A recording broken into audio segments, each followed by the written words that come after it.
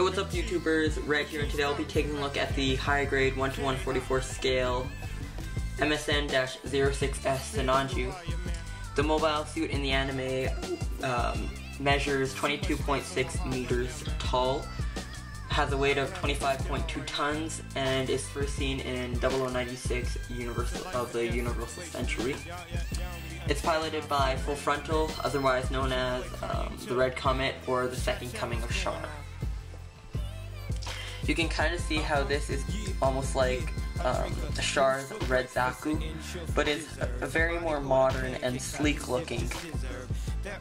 Yet in the anime there are some scenes with Full Frontal and the Unicorn Gundam where it is pretty apparent that it's taking it from the Gundam 0079. So starting off, I would just like to get out of the way the stickers on this kit, because all of the gold trim is a foil sticker.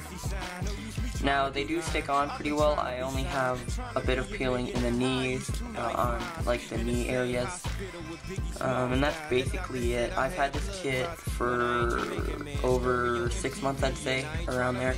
Or I really don't know when this kit was released, I forgot, but it was sometimes around the release date that I picked it. For articulation, this guy has a ball jointed head, which allows it to rotate 360. Just be careful for the back hitting the collar.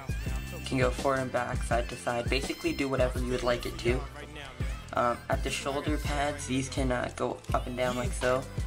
The shoulder pads themselves are connected to the joint, which is a bit unfortunate. The arms can go forward and back, rotate 360 there. There is a joint on the shoulder that allows the arm to go out about 90 degrees. The biceps can rotate. There is a bend at the elbow, a ball jointed wrist, a ball jointed waist, individually ball jointed front skirts. If I do believe they didn't come attached together, I could be mistaken. Side skirts are on swivels, which allows them to go up and down like so, or hinges, don't really know.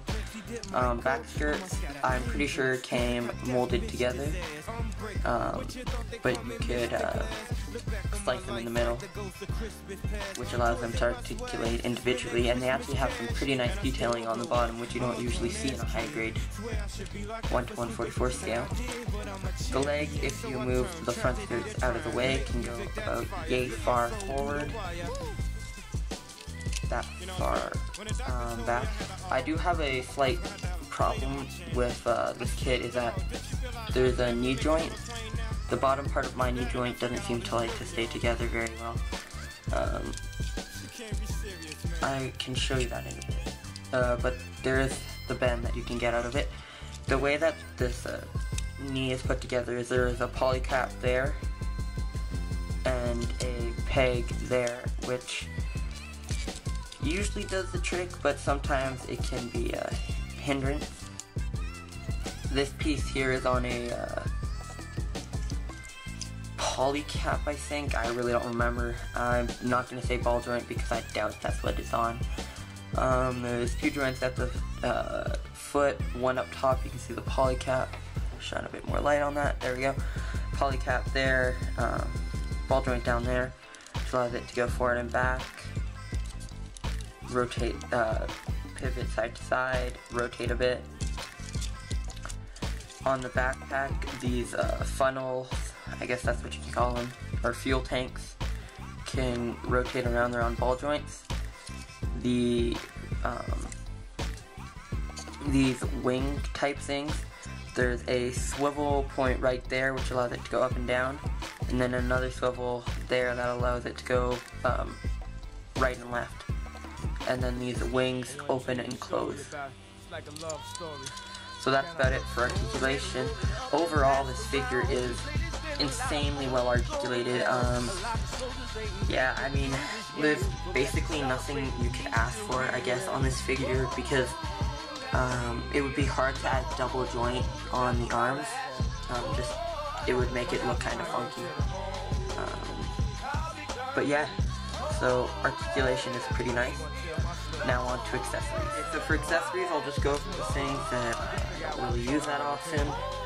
There's this connector piece for his buttocks that allows him to hold on to store his gun. It just show you where it plugs in, so I'm not gonna actually demonstrate it, but there's this little extra red piece right there, and you just interchange that for this, and you're able to store his gun on the gun on Sinanju. Next up, he comes with these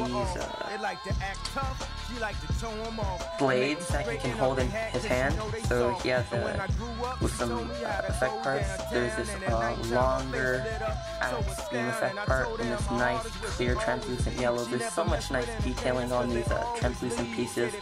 Flexible plastic like usual. They have some grasping hands, and there is also a short version of the beam, as you can see.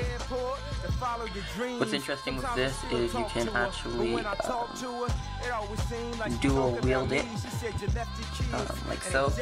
Basically all you have to do is take this off. There's two thingamajiggies, and you just have to put the thingamajiggy in the other thingamajiggy, and voila, sandwich them together, and you get a cool axe thing. Okay, continuing on. Next up, beam sabers.